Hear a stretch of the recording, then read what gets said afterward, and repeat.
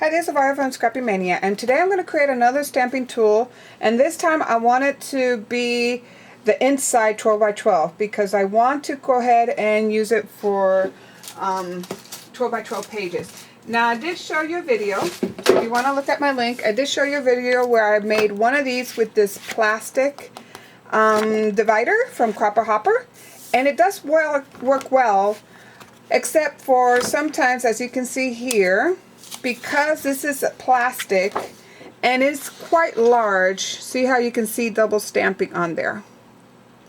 So, and that's the reason why that is double stamping, is because when you place it down, you may be placing it and see how it buckles a little there, and then when you place it down, it's not completely all the way stretched out. So it's good. I mean, if you know how to use this, what I've been doing is I've been just making sure that I slowly bring it down and then stamp it. That works well when I do that. I cannot just go ahead and put the stamp on here and then do this. That's not going to work, because you can see here there is a little bowing, so it doesn't lay flat. So I wanted to create one with acrylic. I'll keep using this one because especially for mixed media or for grungy kind of look, if you do like that double stamping, it will work well. So this is more for my grungy kind of stamping, and it's not going to be one that I'm going to give away, but I'm going to create one made out of wood. Now what I did is I got some acrylic. I got a 30 by 28 piece of acrylic, or actually 30 by 24 piece. It's the large one, and then I was able to get 4 acrylic tops, or that measure 15 by 14. So you go ahead and have them cut. If you go to Home Depot, they cut it for you for free. So the guy cut these for me in that measurement. You're gonna need hinges. So I got these 3 hinges. I got them at Lowe's, or actually Home Depot, for $1.88. So these were on the sale bin of Home Depot. The other mistake that I did with this one, so like I said in the video when I show you how to create this is my prototype, and I learned from my prototypes. I only put 2 hinges. You need 3. You need one in the middle. So, and I had to go ahead and put extra little bumpers here just to make sure that it doesn't cave in as much. It works, but you know, I'm going to make this one better. Okay, so you need 3 hinges, not 2. So I got that here. I went ahead and going to create it out of wood, and it's cut at 14 by 15. And then because it's 14 by 15, and I want to have a 12 by 12 to fit perfectly in the middle, and so I went ahead and cut, this is 1.5 inches, I believe. Let me make sure. Yep, I went ahead and cut the size 1.5 inches by 14. I think this is 14, let me make sure. Yep, 1.5 inches by 14, so it fits here. And then I cut 2 of these, and I left about 1 inch gap because I want to be able to go underneath and lift my lid. So, and also, if I do, I'm going to go ahead and put these foams in the middle, so I want to be able to pull it off. Originally, I was going to go ahead and put this 12 by 12 wood piece in the middle like that without the metal sheet that you see underneath, because I was going to paint this with magnetic paint, and then I was going to have this here so it'll be my surface when I'm using acrylic stamps. And then I was going to remove it. That's why I have that opening here, because I want to be able to remove it. And then I was going to have 2 pieces of foam painted with metallic paint for when I do just regular rubber stamping.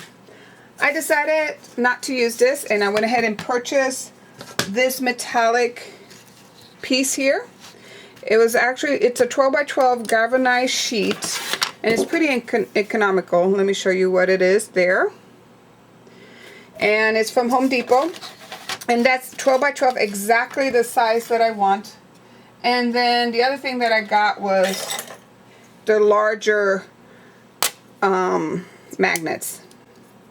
I wanted the silver ones, but they didn't have a large silver one, so I'm going to use this. I might paint these with an enamel paint or some kind of spray paint, so that way the color won't transfer to my paper. But as you can see, the color doesn't really come off. So I've tested it with paper. It doesn't really mess up. And this was $1 something for 6 of these. So more economical than the silver ones. So the first thing I want to do before I start is I want to go ahead and measure where I want to put my hinges, because I'm going to use a chisel to recede this hinge in, like if it was those door hinges. I want to do the same thing. Maybe 1.5 inches in on each side. And then let me go ahead and eyeball this and see.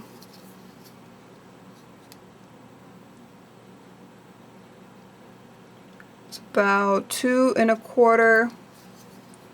Let's go ahead and see here. It's about the same, 2 1/4.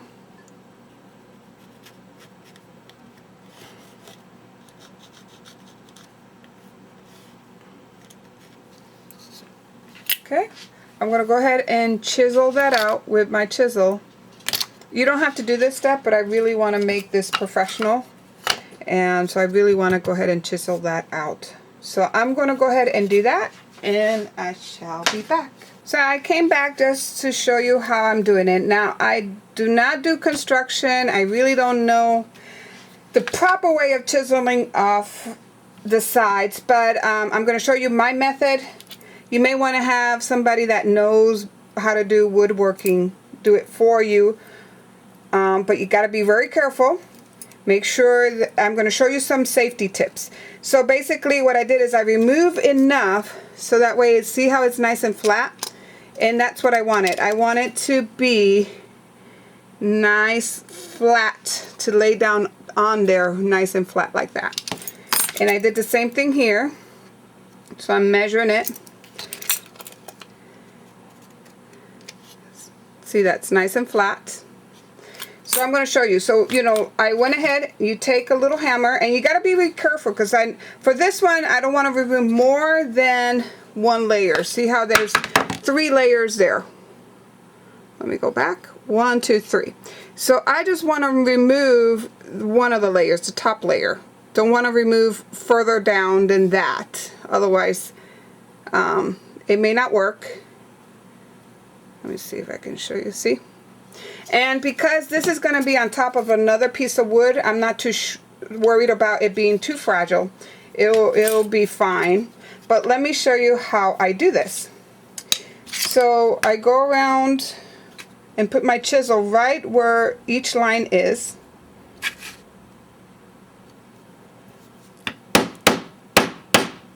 And pound it, not too much down, too much. Making sure that I pound it no further than that first layer. Do the same thing here.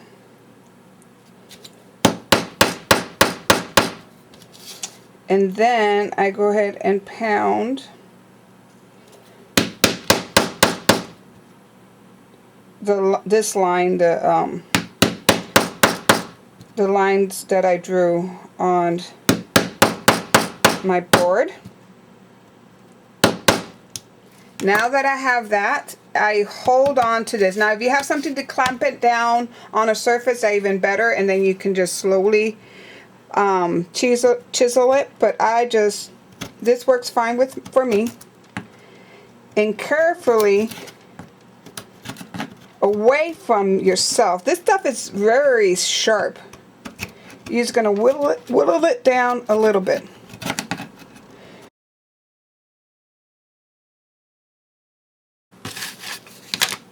This one might be a little harder to do. And actually that one, what I did is I went from the other side. Very carefully, I held it a little closer so I had more control, and just wiggle it out like that.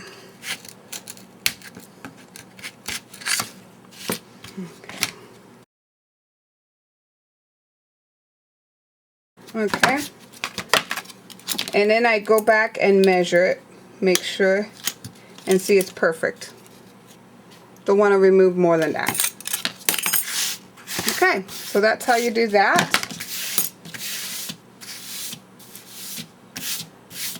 Okay, so let's put this aside with my hinges. Before I assemble my whole piece, I did like the grid that I created for my sister. And let me bring my sister's stamping board that I created for her. And see that nice little grid? I do like that grid. So, the way I did that is I went ahead and measured with a marker. And I use a T ruler. You got to use something that will keep a nice straight edge. And I'm going to measure this one. I really want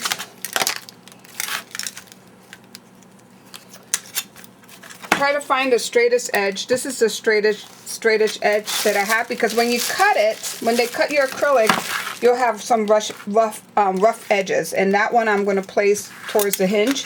So I'm going to go ahead and use my ruler, and actually this is 1/2 inch here, and I'm just going to put little dots every 1/2 inch. I think 1/2 inch is more than enough for this.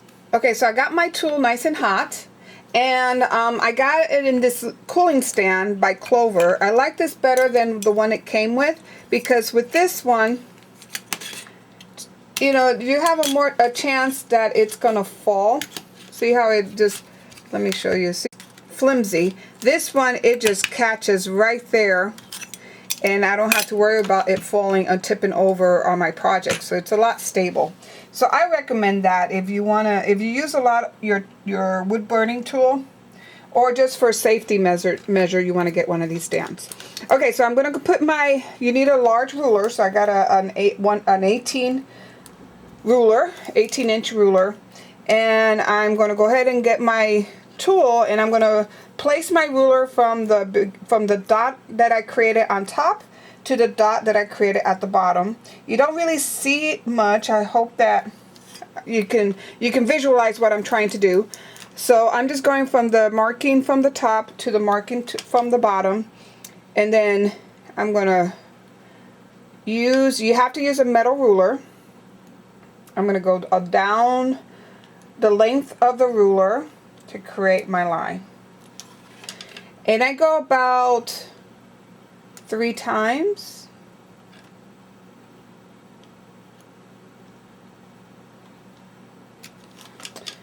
I don't want it really deep etching or groove. I just want enough that I can see the line so I can align. And actually, let me do 4. So there's the lines that I'm creating, and they're pretty deep. So 4 times along the ruler should be more than enough. So I'm going to go ahead and do that. So the next thing I want to do is I want to go ahead and mark where I'm going to glue this down. Now let me go ahead and get a pencil. I'm going to screw these in, and then I'm going to paint it with some chalk paint before I put that metal sheet on.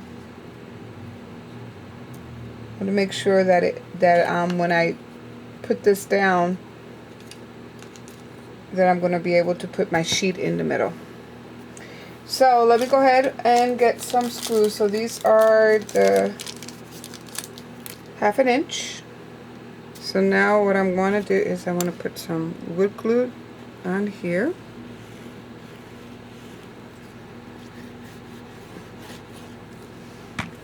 Okay, I'm going to make some holes. Let me put this aside. And I think it would be beneficial to put something here so that way I don't drill down on my table. So I'll make some holes, and then I'm going to screw it in.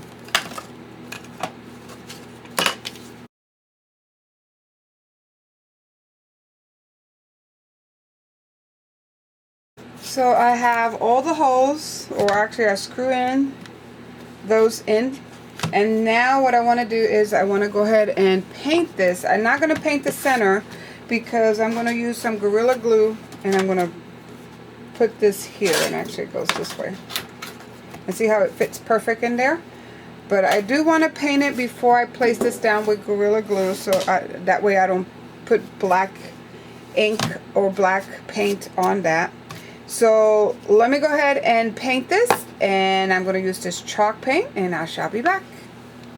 And I'm only going to put one coat, or maybe I'll do 2 coats. I'm not sure of this paint, but this is chalk paint.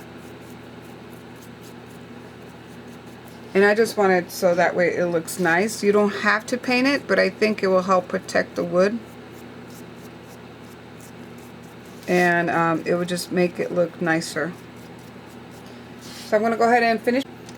Okay, so now that I painted it, I'm going to go ahead and put some Gorilla Glue. Then here, my metallic sheet.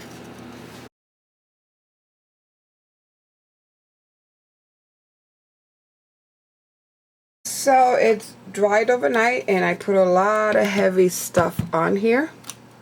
So that way it will be nice and flat.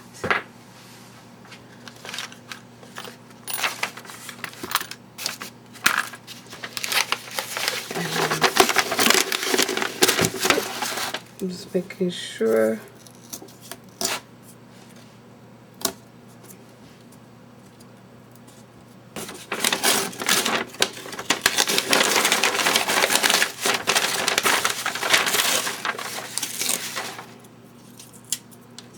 Okay, some of the glue I put something on the bottom because I wanted to give it a nice professional finish. So, but some of the glue came out, so I'm going to have to sand that down or cut it. Let's see if that cuts. Yeah, it cuts. So you take your scissors and cut those pieces off. Here's another piece that just need to be cut off from the glue. And then I can retouch it later with some more black paint there. Just being careful not to put the black paint on my foam here. Okay. Okay, so this is the back side. Oops, here's a piece that I need to remove. Cut that piece.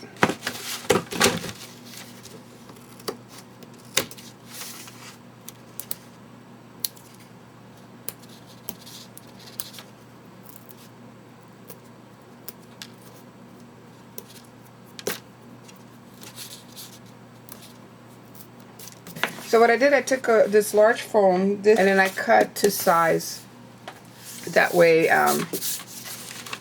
it will fit here. It was 18 by 12 or something like that. It's the larger foam that you can get at the craft store. And you know, see how nice that looks. It looks more professional. So everything is nicely adhered to my surface. The next thing I want to do is I want to go ahead and put the tape that we're going to put on top of here, and it's this tape. And you don't have to do this. I just want to have a nice tape that has measurements on my board here. I added some Gorilla Glue just to make sure that the tape will not come off later on. So it was just an extra precaution. I want to make sure this tool lasts for a while. Especially if I give this one to my sister, I want to make sure that she can have it for a long time.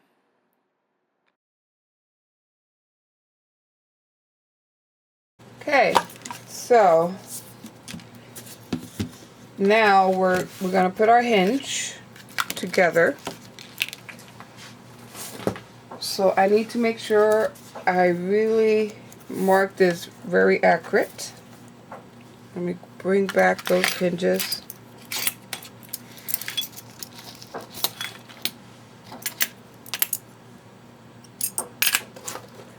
and I may need to cut this down.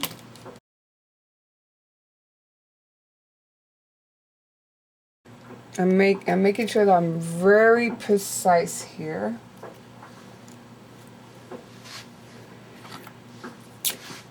And I'm going to take my marker, and you're going to mark where you're going to create your holes. And make sure you measure a couple of times just to make sure we have everything square. We don't want any possibility that we're off a little bit. This is the critical part of this project, making sure that everything, the hinges align. Okay? So now I need to turn on my heat tool. So the tip is nice and hot. So you're going to need a wood burning tool. Is the most efficient way to do this. And you're just going to burn through the hole.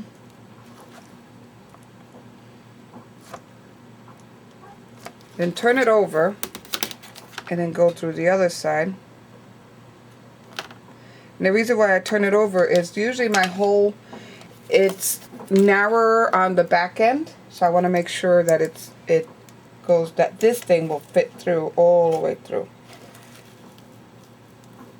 And see, it doesn't fit, so you have to have your brad. And then what you do is you're going to enlarge it.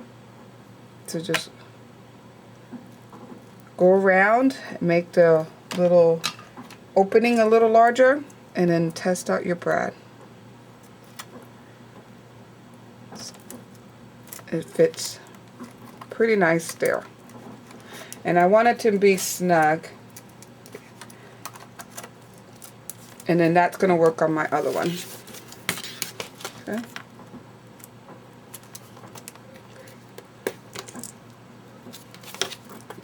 And then once you do your hole, then you're going to take a craft knife and you're going to clean it up, because when you melt the acrylic plastic, you have these little, the plastic kind of bubbles on top, and it doesn't make it nice and smooth. So you want to make it nice and smooth. See, this one is not smooth at all. Let me see if I can show you. See, it's kind of rough, this edge. You can feel the roughness. So now let's go ahead and clean it out.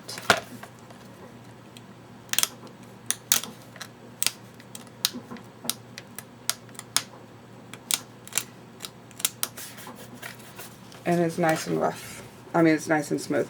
And then I forgot to peel. You just need to peel this backing off.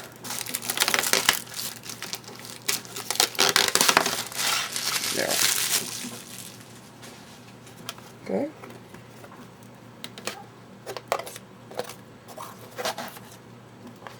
And always remember, this is texture. See how you can see against the light how texture it is? And then this is nice and smooth. So you want to make sure that you make the holes on, so the textures has to be up. You got to be very careful with that. So I'm going to go ahead and do all the holes so I don't waste your time, and then I'll be back. Okay, I'm back. I did all my holes. So now it is time to put the hinges. So let's go ahead and show you how to put one of these hinges on.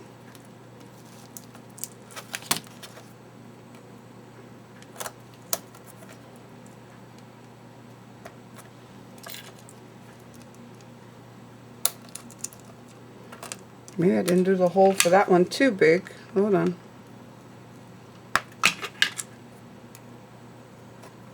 There. Okay. So you put on the hinge. Make sure you have that it closed nicely. Don't put it this way. Just make sure it closed nice. Or that it closes. And then I'm going to go ahead and place this.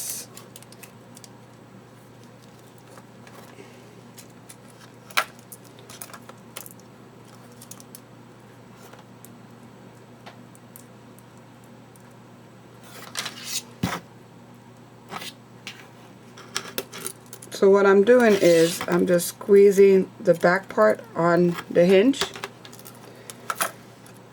I'm going to do that to all sides. And before I put it together, I really want to make sure that I have the measurements right, because once you put it, you pound it down, you won't be able to pull this off. So making sure I got the right one.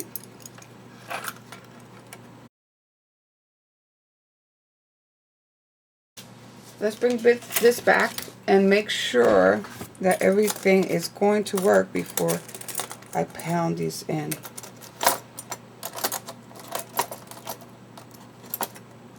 Okay.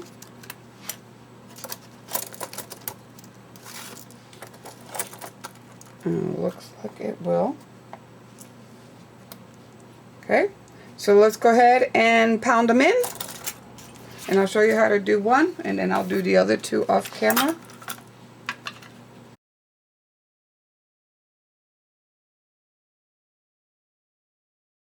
And see how it gives? We cannot have it give at all. And actually, again, I forgot to put some Gorilla Glue, because that really is gonna make sure that it stays in. See if I can put some Gorilla Glue before I really finalize here. So if you remember to put the Gorilla Glue before you put the brad, it's a lot easier because you really need that. I mean, it gives it extra stability, plus it makes that the hinges does not move at all once it's dry. And that's what you need for this tool. Okay, so it's nice and solid. It's not going to move, and that's what I wanted. Now the last thing we want to do is we want to go ahead and grill, and sorry that I moved you. We're going to go ahead and drill this in here.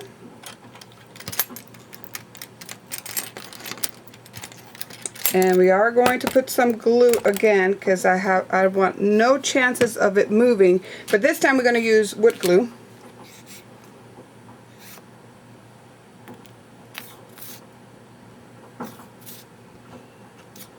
Okay. And then we're going to use screws.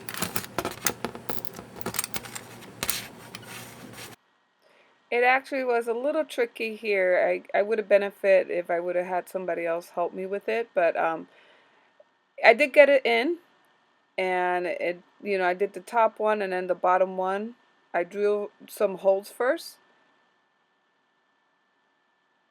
and then I went ahead and screwed it in, and it made it nice and solid.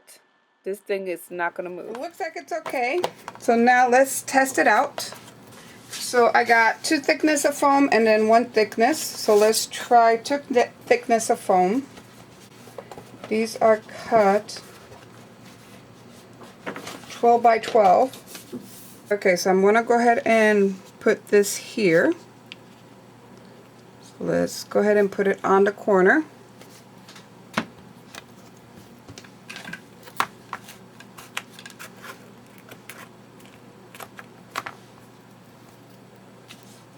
And I think I need another foam. Let me go ahead and get another foam. It feels like it doesn't have enough. So I have another foam here. Let's go ahead and put another one on.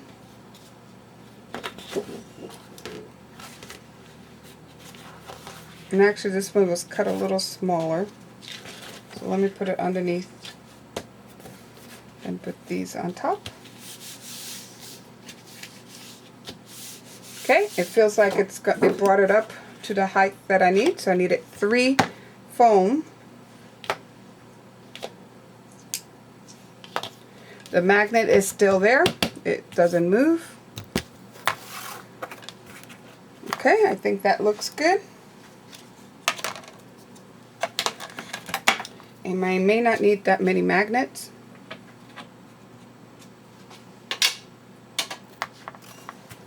And let's see.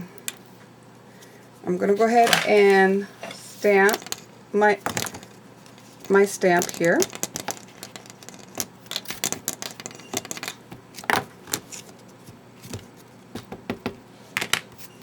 Go ahead and clean this off. And then let's see how well it stamps.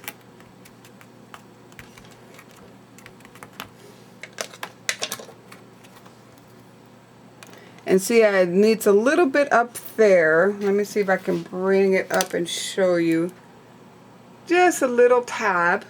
So I went a little darker. So I'm going to do it again.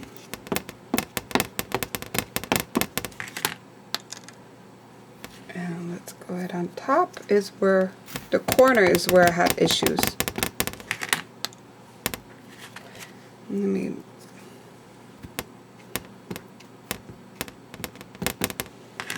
Okay, we should be good now.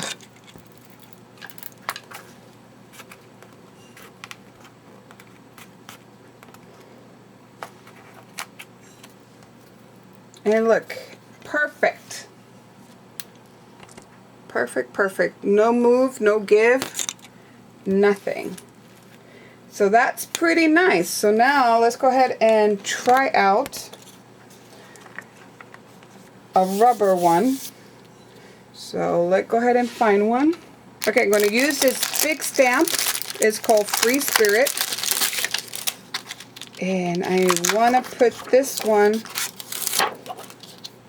maybe right here.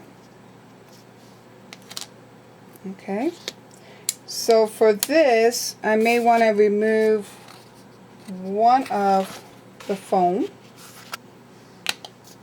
And maybe I want it there.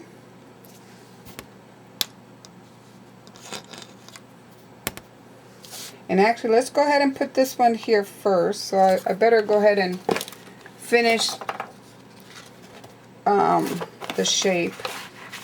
And my grits did not come out straight, so this is again my second prototype.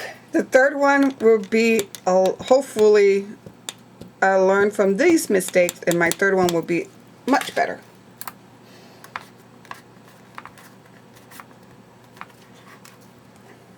Okay, I'm going to stamp it twice because there's a little bit right there that did not take.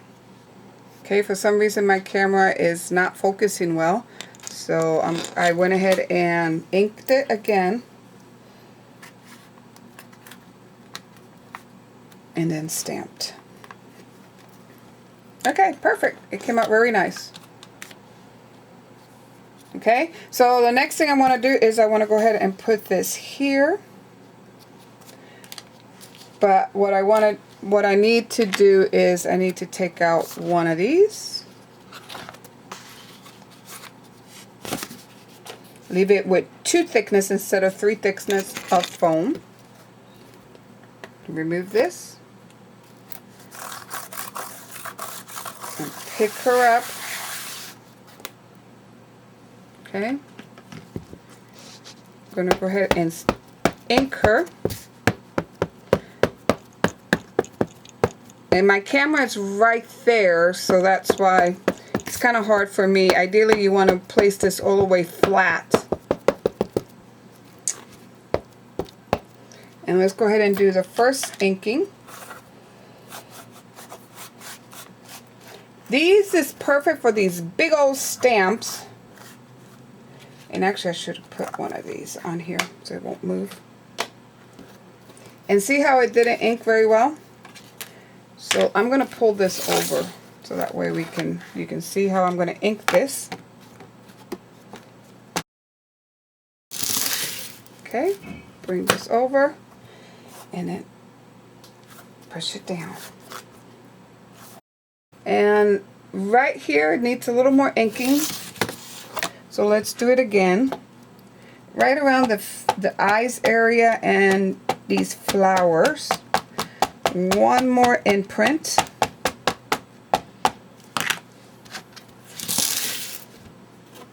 Let's go ahead and make the impression. And because it's wood acrylic, it doesn't move like my other one.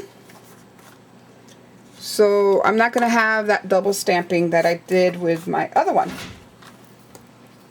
And there, it's perfect. Let me pull this off so you can see it.